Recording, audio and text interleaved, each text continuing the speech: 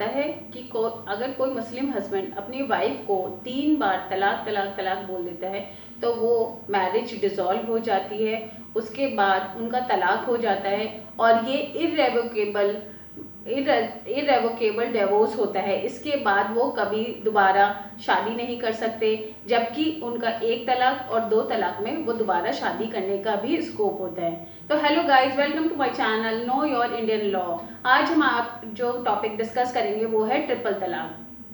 तो सबसे पहले इसके लिए हमें पता होना चाहिए, इन अ मुस्लिम मैरिज एक हस्बैंड जो है अपनी वाइफ को 2 तरीके से तलाक दे सकता है। पहला तरीका है तलाक सुन्नत। तलाक सुन्नत जो है एक ट्रेडिशनल तरीका है तलाक देने का, और इसको बहुत ही प्योर फॉर्म ऑफ तलाक भी माना जाता है इन मुस्लिम। इसमें 2 तरीके हैं, तलाक अहसन एंड तलाक हसन। तलाक अहसन में हस्बैंड 1 बार तलाक बोलता है अपनी वाइफ को और 3 महीने का इद्दत पीरियड परफॉर्म करती है, जिसमें कि उनके पास, इसका मतलब होता है उनके पास 90 डेज 3 मंथ्स का टाइम होता है आर्बिट्रेशन के लिए, रिकंसिलेशन के लिए। अगर इसके बीच में 3 मंथ्स में उनका रिकंसिलेशन हो जाता है तो वो तलाक इनवैलिड हो जाता है।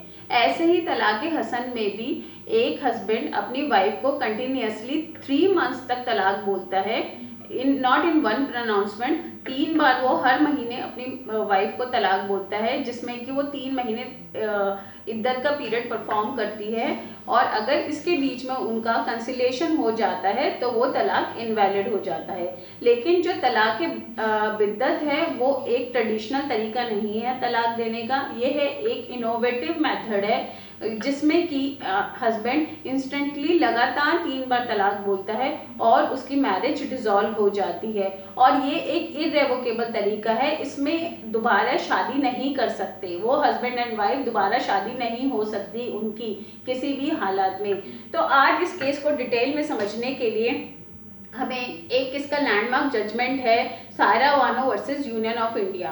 तो हम आज इस केस को समझते हैं। सबसे पहले इसमें सायरा बानो और रिजवान की शादी को 15 साल हो गए थे। 15 साल के बाद रिजवान अहमद अपनी वाइफ सायरा बानो को ट्रिपल तलाक दे देते हैं। ट्रिपल तलाक, इसके अगेंस्ट वो सुप्रीम कोर्ट में जाती हैं, सुप्रीम कोर्ट में रिट पिटीशन फाइल करती हैं, जिसमें कि वो ट्रिपल तलाक और निकाह हलाला और पॉलीगैमी इन तीनों को चैलेंज करती हैं। जैसे कि इंस्टेंट ट्रिपल तलाक को तो आपको पता ही चल गया कि लगातार 3 बार तलाक बोलने पे जो तलाक होता है। निकाह हलाला में ये होता है कि अगर हस्बैंड अपनी वाइफ को डिवोर्स दे देता है और अगर फिर वो उससे दोबारा शादी करना चाहता है तो वाइफ को सेकंड मैरिज परफॉर्म करनी पड़ेगी, और सेकंड मैरिज के जो हस्बैंड है उनको डिवोर्स देना पड़ेगा, तभी फर्स्ट हस्बैंड दोबारा से अपनी वाइफ से शादी कर सकता है। और थर्ड पॉइंट था पॉलीगैमी, जिसमें कि एक मुस्लिम मैन को 1 से ज़्यादा वाइफ रखने अलाउड है। इन फरवरी 2007 इस केस को 5 जजेस की कॉन्स्टिट्यूशनल बेंच ने डिसाइड किया था। अच्छा, इससे पहले हम एक पॉइंट जानना ज़रूरी है इसमें, सायरा बानो ने जो जो पार्टीज बनाई थी, रेस्पोंडेंट जो थे इस केस में, वो एक तो union of India, ministry of child and women and child welfare, ministry of minority affairs, ministry of law and justice and national commission for women and all India Muslim personal board. तो इसमें जो मुस्लिम personal board था, उनका जो जवाब आया था return statement में, उन्होंने लिखा था कि इस मामले में सुप्रीम कोर्ट इंटरफेयर नहीं कर सकता, क्योंकि ये उनका पर्सनल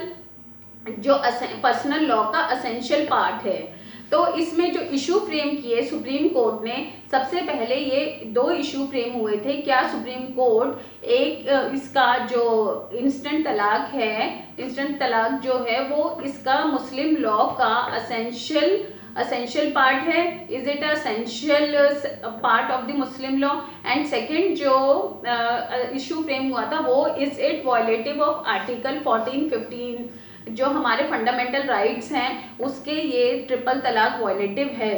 तो इसमें 3 बेंच जो मेजॉरिटी बेंच थी सुप्रीम कोर्ट की, उन्होंने डिसाइड किया था कि ये जो ट्रिपल तलाक है ये पर्सनल लॉ की एसेंशियल प्रैक्टिस नहीं है, क्योंकि ये एक ट्रेडिशनल मेथड नहीं है तलाक देने का।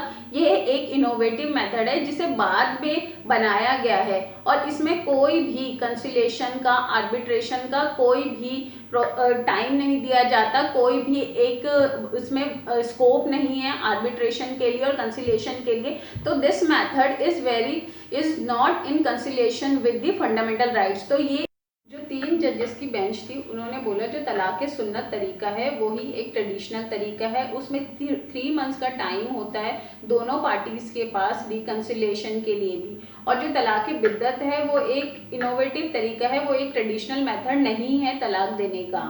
तो ये जो है ये एक पर्सनल लॉ का एसेंशियल पार्ट नहीं है, जिसे कि सुप्रीम कोर्ट नहीं इस पे डिसाइड नहीं कर सकती।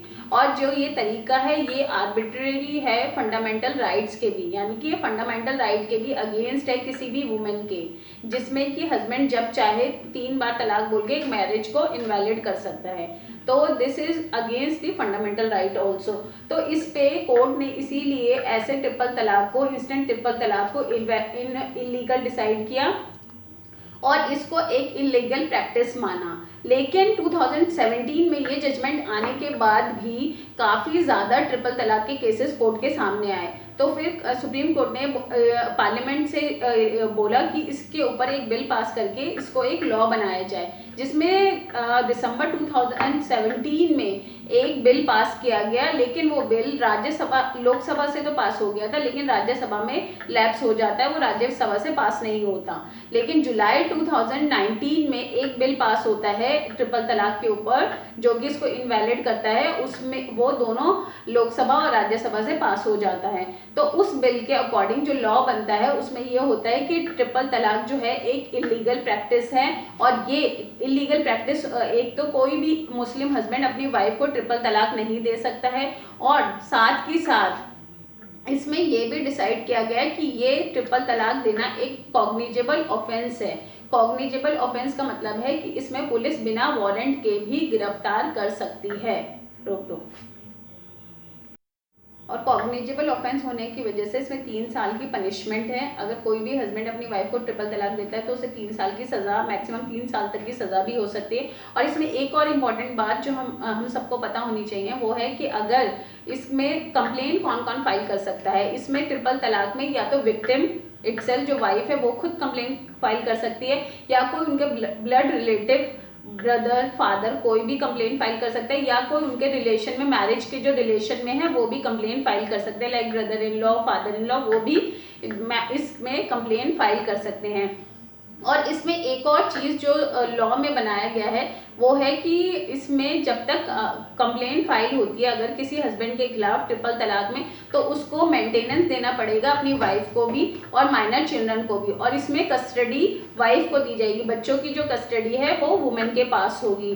तो क्या आपको भी लगता है कि सुप्रीम कोर्ट को इसको कॉग्निजेबल ऑफेंस बनाना चाहिए था, या इसको खाली इनवैलिड करना ही बहुत था? तो प्लीज़ अपने व्यूज़ कमेंट सेक्शन में ज़रूर बताइएगा, और please subscribe my channel to know the latest judgement. जो भी, अगर आपको कोई भी लेटेस्ट जजमेंट के बारे में पता करना है तो हमारे चैनल पे बने रहिए और हमारे चैनल को सब्सक्राइब कीजिए। Please like and share my video. Thank you, bye bye.